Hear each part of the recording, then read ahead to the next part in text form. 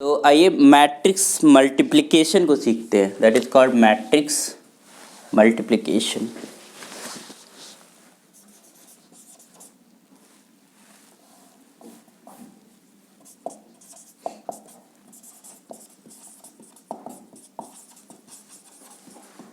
है ना, मैट्रिक्स का मल्टीप्लिकेशन कैसे करते हैं, लेट अस सी। नंबर्स का मल्टीप्लिकेशन तो आता है ना, टेबल पढ़ दिया, या फिर मल्टीप्लिकेशन करने के बहुत सारे तरीके सीखे हम लोगों ने। बट हाउ बी मल्टीप्लाई, तो थोड़ी देर के लिए हम एक जैसे हमने मान लो हमने देखा है कि हम लिस्टिंग कर लेते हैं। यू नो दैट कि matrix is one type of arrangement, है ना। तो हम कुछ वैल्यूज़ की लिस्टिंग करके फिर उनको आपस में मल्टीप्लाई करके हम फाइनल रिजल्ट कैलकुलेट कर लें। तो हमने suppose that we have some listing, हमने एक रो बनाया और रो में हमने क्वांटिटी लिखी, है ना। कुछ सच टाइप ऑफ हमने मान लो कुछ वस्तुएं खरीदी और उन वस्तुओं में हमने कुछ, जैसे मान लो हमने 3 चीज़ें खरीदी, ठीक है। क्या खरीदा? चीनी, हिंदी वालों के लिए शुगर, है ना। और हमने मान लो चाय खरीदी, हिंदी वालों के लिए टी। और हमने क्या खरीदा? बताएं कुछ और एक चीज़ बताएं। मिल्क नहीं, मिल्क इसलिए नहीं क्योंकि हम यहाँ पर सारी जो क्वांटिटीज हैं वो केजीज में लिखने जा रहे हैं, तो लीटर को हम नहीं इंक्लूड करना चाह रहे हैं। दाल, हाँ दाल। दाल को हिंदी में क्या बोलते हैं? इंग्लिश में। ठीक है, तो ये मान लो हमने 5 kg खरीदा। We are just taking this in kgs, okay. और ये हमने 2 किलो खरीदा और दाल हमने मान लो 10 किलो खरीदा, ओके समझना। एंड वी हैव रेट्स, तो हम रेट को थोड़ा वर्टिकली जो है करते हैं। This is your row, this is a row and this is a column matrix. तो हमने कहा कि जो अब यहाँ पर जिस समझना कि चीनी का यहाँ पर लिखा हुआ है तो हम उसको फर्स्ट प्लेस पे यहाँ देंगे, ठीक है। ये जो है चाय है, चाय का सेकंड प्लेस पे और दाल का थर्ड प्लेस पे, ठीक है। तो यहाँ पर रखिए, मान लो हमने कहा चीनी कितने रुपए में है इसमें? 5 रुपए में केजी है वो तो। 5 किलो है, कितने रुपए में है पर केजी? 40 रुपए किलो। 40 रुपए किलो। 42। ये देखो सही आ रहा है, ठीक है। 5 किलो 40 रुपये मिलेगी। 5 किलो नहीं, 5 किलो का लेंगे तो 40 का रेट। 40 का देते हैं। चलिए अभी 42 में दे रहे हैं, ठीक है। हम पर केजी देख रहे हैं, ठीक, रेट क्या है। और चाय का कितना? 150 रुपये। 1 किलो कितनी मिलेगी? 10 रुपए का पैकेट आता है, उसमें कितनी चाय होती है? 70 की 370। चाय पत्ती महंगी होती है। दाल का रेट क्या है? 10 किलो दाल है। 1 किलो पर केजी का बताओ, हैं? 110 रुपये। हाँ, कभी खरीदने जाओगे तभी तो पता चलेगा दाल का रेट, ठीक है। तो दीज आर रेट्स, है ना, दीज आर रेट पर केजी, ठीक है। एंड अब क्या होता है कि हम बहुत सारा हमारे पास लिस्ट होता है जिससे सामान खरीदना होता है, तो उसमें हम मेंशन कर लेते हैं कितना कितना कितना कितना क्या लिया, है ना, कितना लिया और कितने रुपए का है। तो हमने इस तरीके का अरेंजमेंट कर लिया। एंड देन अब हमें इसको टोटलिंग करना है, तो हम कैसे करेंगे? हम ये 5 किलो किससे मल्टीप्लाई करेंगे? ठीक है, तो 5 × 42 प्लस 2 को किससे मल्टीप्लाई करेंगे? 370। और 10 को किससे मल्टीप्लाई करेंगे? 10। यही तो करते हैं और फिर आपस में ऐड कर देते हैं। यही तो होता है। दिस वाज द प्रोसेस कि हमें सारे सबको आपस में मतलब उनको क्वांटिटीज का उनका रेट के साथ मल्टीप्लाई कर दो, then you add and you will get the total amount. Total amount कितना तुम्हारे पास आएगा? तो कितना हो जाएगा ये? 210। पक्का? हम बिलीव कर ले रहे हैं तुम्हारे ऊपर। 740। और ये 740 और फिर 1100 ऐड करो कितना आ जाएगा, ये हो जाएगा 0 और ये हो जाएगा 4 1 5 एंड 7 1 8 8 और 2 हाँ 2050 ना 2050 कहते क्योंकि हैं। सर 10 होगा 0 1 कह नहीं जाएगा। नहीं देखिए 1 0 1 0 1 0 ये हो गया, 1 0 4 और 5 हो गया, ठीक है। फिर तुम्हारे पास हाँ एक ये 10 हो जाएगा ना, 10 का 0 हाँ 2050 ठीक 2050 2050 रुपये का हमने जो भी है दैट इज योर। तो क्या चीज़ें हमने सीखी, हमने ये सीखा कि वी हैव सम रो है ना, वी हैव सम रो और उस रो को हम किससे मल्टीप्लाई कर रहे हैं, किसी कॉलम के। तो जो रो का फर्स्ट एलिमेंट है वो कॉलम के फर्स्ट एलिमेंट से मल्टीप्लाई हो रहा है, यही तो है। और ये हमारे पास रो का जो सेकंड एलिमेंट है वो कॉलम के सेकंड एलिमेंट से मल्टीप्लाई हो रहा है, ठीक। थर्ड एलिमेंट थर्ड मल्टीप्लाई हो रहा है। तो इसका मतलब है कि यहाँ पर अगर कोई वस्तु है तो कोई ना कोई रेट भी होगा, होगा नहीं होगा। तो इसका मतलब है, और ये मैट्रिक्स ही तो लिखी है, ये मैट्रिक्स है कितनी ऑर्डर की बताइए, 1/3 ऑर्डर की है। दिस मैट्रिक्स ऑफ 1/3 ऑर्डर, और ये कौन से ऑर्डर की है 3/1। इट मीन दैट कि इसके अंदर जितने कॉलम्स हैं है ना, एक रो लिखी हुई थी, एक रो के अंदर कॉलम्स हैं 1 2 3, उतने ही यहाँ पर क्या होने चाहिए, रो होने चाहिए। तभी तो हम भाई अगर कोई चीज वस्तु खरीदेंगे तो उसके कोई ना कोई तो होगा ना रेट, है ना, भले वो 0 रेट हो, है ना, नहीं पैसा ले रहा है लेकिन we will have to mention. तो ये चीज़ पहली बात तो ये समझ में आई। दूसरा ये है कि जब हम मल्टीप्लाई करते हैं तो रो का मल्टीप्लाई करते हैं कॉलम के अंदर, ठीक है। मल्टीप्लिकेशन जब होता है तो रो का कॉलम, ये छोटा सा एग्जाम्पल हमने इसलिए लिया ताकि हमारी अंडरस्टैंडिंग बिल्ड हो हाउ वी विल मल्टीप्लाई, है ना। वेट फॉर इट, ठीक है, क्योंकि ये समझना बहुत ज़रूरी, कभी कभी कन्फ्यूजन में रहता है कि कैसे हो रहा है मल्टीप्लाई, कहाँ से हम लिख रहे हैं चीज़ें, ठीक। तो ये समझ में। और दूसरा हम कर क्या रहे हैं, we are multiplying each elements and then add. तो अगर एक कोई रो है, रो को मल्टीप्लाई कर रहे हैं कॉलम के अंदर, तो फर्स्ट एलिमेंट फर्स्ट के साथ, सेकंड के साथ, थर्ड के साथ, and then be added and we get some fix number. तो मतलब एक नंबर हमको मिलती है, ओके समझ में आ गया। तो this is process of matrix multiplication, यहाँ से स्टार्ट होता है हमारे पास मैट्रिक्स मल्टीप्लिकेशन, ठीक। तो आइए, दो मैट्रिसेस हैं ए और एक मैट्रिक्स है बी।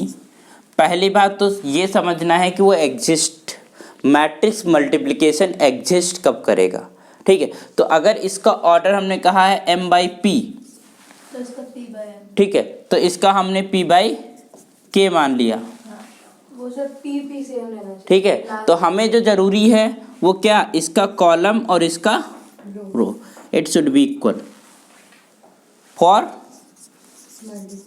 हाँ फॉर मल्टीप्लिकेशन, फॉर,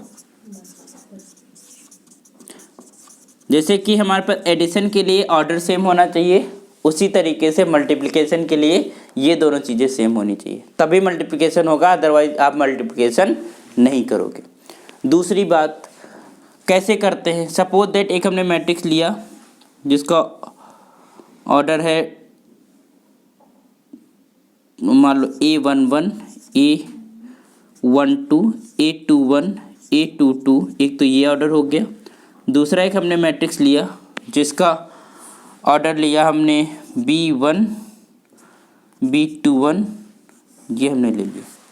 इस मैट्रिक्स का ऑर्डर क्या है 2/2, इस मैट्रिक्स का ऑर्डर क्या है 2/1। क्या हम इन्हें मल्टीप्लाई कर सकते हैं, यस। अब देखिएगा, हमने बता रही था कि जब हम अब मल्टीप्लाई कैसे करते हैं, पहली वाली रो ले लीजिए, ठीक है, पहली रो को कॉलम के साथ करना है ना, तो वी मल्टीप्लाई दिस कॉलम, करा क्या आएगा A11 B11 प्लस का A12 and B21, got it. तो ये जो रो हमने लिया, इस रो को जिस कॉलम में मल्टीप्लाई करेंगे, जितनी कॉलम्स होंगी है ना, उतने रो के अंदर एलिमेंट्स आएंगे। पहले कॉलम से मल्टीप्लाई किया तो पहला एलिमेंट मिल गया, एक ही कॉलम है तो एक ही एलिमेंट मिलेगा, है ना, समझ रहे हो। फिर दूसरी हमने रो स्टार्ट करा, तो दूसरी रो स्टार्ट करेंगे तो जो मैट्रिक्स हमारे पास आएगी उसके दूसरी रो के एलिमेंट्स हमें मिलना शुरू करेंगे और दूसरी रो को इसी कॉलम के साथ मल्टीप्लाई करेंगे, तो क्या हो जाएगा A21 B11 प्लस का A22 B21, क्लियर। और इसका ऑर्डर कितना हो जाएगा 2/1, क्योंकि यहाँ पर 2 रोज हैं और एक कॉलम है, ये सिंगल एलिमेंट है, क्लियर। अब समझना इनका जो प्रोडक्ट आएगा AB, उसका जो ऑर्डर होगा दैट विल बी M/K। जो पहली मैट्रिक्स है या इसको हम प्री मल्टीप्लायर भी बोलते हैं, तो प्री मल्टीप्लायर का जो नंबर ऑफ रो है that will be equal to number of rows to AB, and जो हमारे पास पोस्ट मल्टीप्लायर है उसका जितने कॉलम्स होंगे उसका ऑर्डर बन जाता है। अगर हम कहें we are multiplying a matrix A is of order 2/3, there is a matrix B which order 3/5, तो what will be the order of its product 2/5, 2/5, clear. अच्छा, what will be order of this, अगर हम यहाँ 2 कर दें तो अब क्या रहेगा, यही रहेगा, हैं, मल्टीप्लाई कहाँ होगा लेकिन मल्टीप्लिकेशन ही नहीं होगा, क्यों, क्योंकि इसके नंबर ऑफ रो कॉलम्स इसके रो के इक्वल नहीं है, तो this not compatible for multiplication, ये मल्टीप्लिकेशन के लिए कंपैटिबल ही नहीं है, कंपैटिबल नहीं तो मल्टीप्लिकेशन, फिर ऑर्डर की बात ही नहीं करेंगे ना, ऑर्डर तो बात की बात है, पहले गुणा तो हो, है ना, तो गुणा ही नहीं होगा तो इसका नहीं पॉसिबल, नॉट पॉसिबल, क्लियर, समझ में आ गया। तो अब आते हैं जरा देखते हैं कि कैसे मल्टीप्लाई कर रहे हैं, हालांकि समझ गए हैं कि मल्टीप्लिकेशन करना कैसे, क्लियर, मिटा दूँ इसको। मैट्रिक्स मल्टीप्लिकेशन बहुत अच्छा है और इसको समझना बहुत ज़रूरी होता है कि कैसे हो रही हैं चीज़ें। तो if I am just writing a 3/3 matrix, ठीक है, तो यहाँ पर मान लो समझना, यहाँ पर समथिंग रो है R1, दिस इज और R2, दिस इज और R3, 3 रोज हैं, ठीक है भाई, हमें रोज हैं और यहाँ पर कॉलम्स होंगे कुछ C1 C2 C3 कुछ इस तरीके से, ठीक है, लेकिन हमें अभी रोज से मतलब है, 3 रो हैं, कॉलम कुछ भी होंगे, जितने कॉलम होंगे उतनी वहाँ पर रोज होंगी, ठीक है, यहाँ पर कॉलम्स होंगी, क्योंकि यहाँ से हम सिलेक्ट करते हैं क्या, कॉलम्स, समझना, हमने मान लो 3/3 की मैट्रिक्स लिया और यहाँ पर 3/3, हम जो तुम्हें बता रहे तरीका कैसे आपको याद रखना है चीज़ों को, कैसे एलिमेंट्स हमारे बनते हैं, है ना, प्रोडक्ट के अंदर। तो हमने उठाना है एक रो, पहले रो उठा लिया, ठीक है, अब हमारे पास जो मैट्रिक्स आएगी उसका ऑर्डर क्या होगा 3/3, ऑब्वियस सी बात है, 3 इसका रोज है, 3 इसका कॉलम है, तो 3/3 आएगी। देखो पहले हमने रो उठाई दिस वन, है ना, पहले हमने रो उठाई और इस रो को हम मल्टीप्लाई करेंगे किसके साथ, C1 के साथ, we will multiply it with C1, clear, ठीक है। तो देखिएगा ये हमने रो लिया, अब इस रो को इन सारे कॉलम्स के साथ आपको मल्टीप्लाई करने हैं, ठीक है, कैसे, R1 is multiplied with C1, this gives R1 C1, multiply करना पता है कि रो का कॉलम के साथ कैसे मल्टीप्लाई करते हैं, ये चीज़ पता है, but you will get the first element when you multiply this first row with the first column, then you get the first element of the first row of this matrix, ठीक है। फिर क्या करेंगे, this R1 is multiplied with C2 second, और ये second element मिलेगा first row का, ये रो पहले चल रही है तो ये जो एलिमेंट्स मिलेंगे वो रो के ही एलिमेंट मिलेंगे, ठीक है, जितने कॉलम्स होंगे उतने कॉलम्स आपको मिल जाएंगे, वही तभी तो हमारे पास जितने रोज हैं, एक रो लिया उसके रो के अकॉर्डिंग उतने रो आएंगे, जितनी यहाँ कॉलम्स होंगी उतने कॉलम्स बनेंगे, क्यों, क्योंकि जितने कॉलम्स होंगे उतनी बार मल्टीप्लाई कर रहे हैं रो का, है ना। फिर R1 C3, समझ पा रहे हैं आप लोग। फिर हम सेकेंड वाली रो लेंगे और सेकेंड रो अब फर्स्ट कॉलम के साथ मल्टीप्लाई होगी R2 C1, फिर सेकेंड रो R2 C2, फिर R2C3। Is it clear? मतलब जब हम सेकेंड रो लेंगे तो सेकेंड रो के एलिमेंट्स मिलेंगे अकॉर्डिंग हाउ मेनी कॉलम्स, जितने कॉलम्स होंगे उतने एलिमेंट्स मिलेंगे। ठीक, फिर से बात करते हैं। R3 मल्टीप्लाइड विद C1, फिर R3 is multiplied with C2 and R3 is multiplied with C3। समझ गए कैसे मल्टीप्लाई करना है, कैसे हमारे पास मल्टीप्लिकेशन हो रहा है, उस चीज़ को एक दिमाग में आपको बांधना है। बट कि कैसे हम मल्टीप्लाई कर दें, फर्स्ट रो को हम मल्टीप्लाई कर दें तीनों कॉलम के साथ, तो you will get 3 elements of the first row. फिर सेकंड को तो सेकंड रो के एलिमेंट्स मिलेंगे, थर्ड रो को लोगे तो थर्ड रो के एलिमेंट्स मिलेंगे। इस तरीके से मल्टीप्लिकेशन होता है। तो इसी तरीके से जितने रोज होंगे उतनी रो बन जाएंगी, जितने कॉलम्स होंगे उतने कॉलम्स बन जाएंगे। ठीक है, तो सेकंड मैट्रिक्स में कॉलम जितने होंगे उतना मल्टीप्लिकेशन के अंदर कॉलम आएगा, फर्स्ट रो में जितने रोज होंगे उतने रोज होंगे। दूसरी बात हमने जो सीखा, कंपैटिबल का मतलब इसमें नंबर ऑफ कॉलम इसके नंबर ऑफ रोज के इक्वल होना चाहिए। तो ये हमारे पास मैट्रिक्स मल्टीप्लिकेशन है। मिटा दूं इसको। तो कुछ प्रॉपर्टीज हैं अभी एक प्रॉब्लम कर लेते हैं, क्वेश्चन करते हैं। हमने लिया A is just equal to 1 1 1 0 2 1, ये हमने लिया। इसका ऑर्डर क्या है? 2/3, ये तो है। एक हमने B लिया 1 0 2 1 1 0 और -1 2 3, 3/3। ये हमने लिया। दिस इज, इसका ऑर्डर क्या है? 3/3। अब आप एक चीज़ बताइए कि क्या इनका प्रोडक्ट पॉसिबल है ना? प्रोडक्ट पॉसिबल है, ठीक है। प्रोडक्ट का जो है ऑर्डर क्या आएगा? 3/3। 3/3 आएगा ऑर्डर? नहीं, 2/3। 2/3 आएगा, ठीक है। तो ए बी को हम प्रोडक्ट करते हैं, क्या मिलेगा? 1 2 1 0 2 1, इसको लिख लीजिए यहाँ पर इसको लिख लीजिए 1 1 -1 0 1 2 2 0 3। एक पूरा हम सवाल करके बता दे रहे हैं कैसे हो रहा है।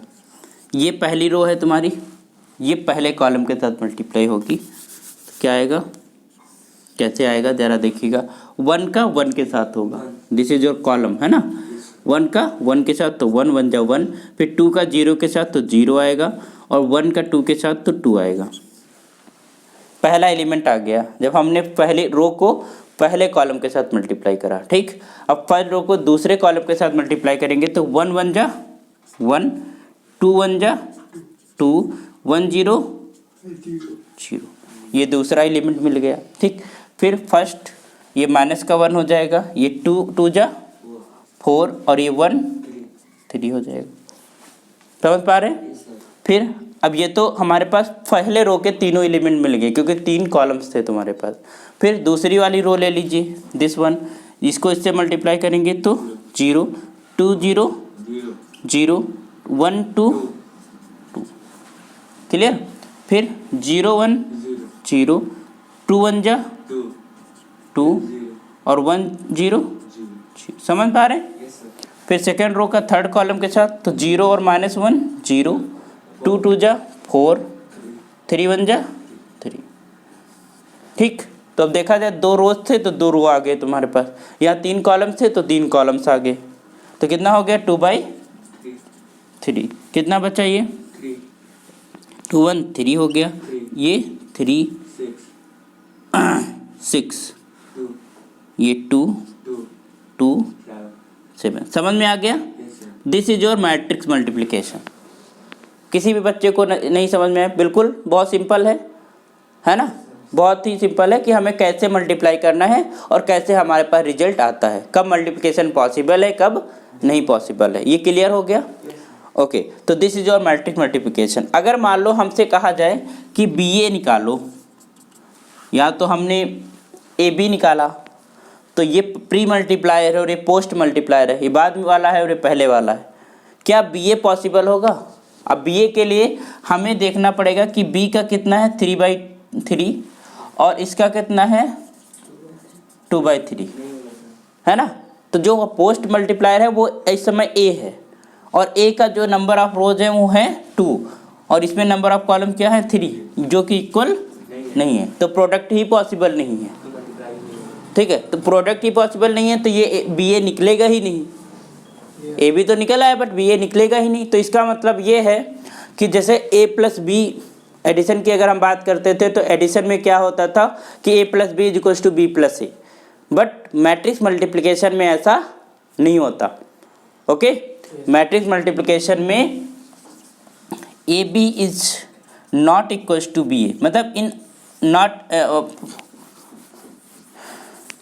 इन जनरल हो भी सकता है, मतलब मे और मे नॉट, ठीक है, मे और मे नॉट, बट आप एग्जैक्टली नहीं कह पाओगे क्योंकि जो मैट्रिक्स मल्टीप्लिकेशन है वो कम्यूटेटिव होता है। For all matrices A B is equals to B A, no it not possible. Clear, got it. तो मैट्रिक्स मल्टीप्लिकेशन को लेकर हमारे पास बहुत सारी चीज़ें हमारे पास समझ में आई। क्या समझ में आई, मिटा दें कि दो मैट्रिसेस के मल्टीप्लिकेशन को लेकर क्या क्या चीज़ें हमारे पास सामने आ गई।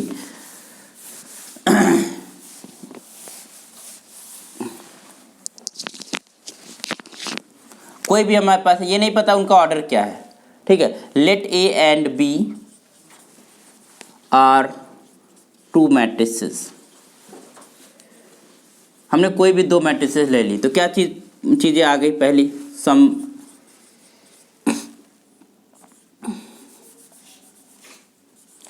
रिजल्ट्स, आप कुछ इस तरीके से आप समझ सकते हो कि ये भी टू मैट्रिसेस है। तो पहली बात A B and B A both not exist, not possible, मतलब ऐसे ऑर्डर है उनके कि उनका प्रोडक्ट ही आप नहीं निकाल सकते, ठीक है। Is it possible. दूसरा है A B exist but B A not, B A नहीं एग्जिस्ट करता। मान लो ए बी एग्जिस्ट, अभी देखा ए बी तो हम निकाल पा रहे हैं बट बी ए नहीं निकाल पा रहे हैं, है ना। तीसरा ये कह सकते हो कि B A exist but A B not, ये भी तो सही पॉसिबल हो सकता है। चौथा है कि A B exist and B A exist but A B is not equals to B ए।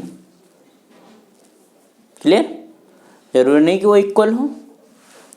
पांचवा है कि A B exist and BA exist and AB is equals to BA, ये भी पॉसिबिलिटी, मतलब दीज आर पॉसिबिलिटीज। ये possibilities हो सकती हैं तुम्हारे पास अगर हम दो मैट्रिसेस को चुनते हैं और उनको मल्टीप्लिकेशन को देखते हैं, है ना। एक किस पॉसिबिलिटी, मान लो एक प्रोडक्ट ही नहीं है दोनों, मान लो एक ऑर्डर हमने ये ले लिया मैट्रिक्स, ठीक, और एक हमने ले लिया 3 ऑर्डर की,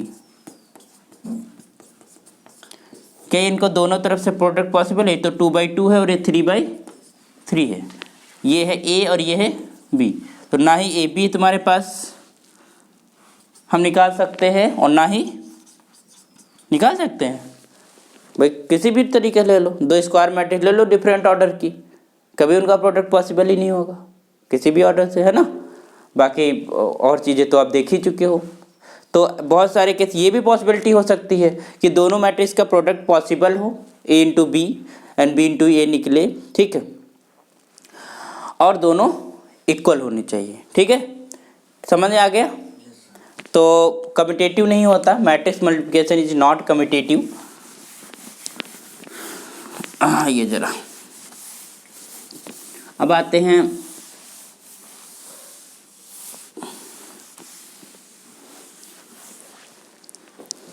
आइडेंटिटी, एडिटिव आइडेंटिटी की बात करते हैं,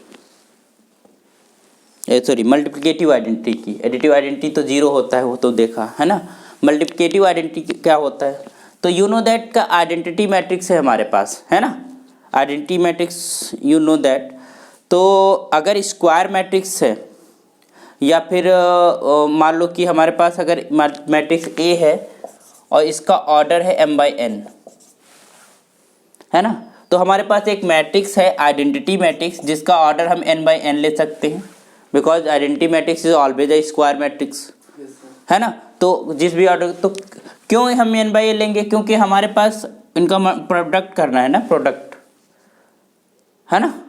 तो तो प्रोडक्ट करने के बाद यही मैट्रिक्स बनी रहे, तो यही मैट्रिक्स बनी रहे तो उसका ऑर्डर सेम होना चाहिए। इसका मतलब यहाँ पर जो n है वही यहाँ पर भी होना चाहिए, समझ रहे हो, ठीक है।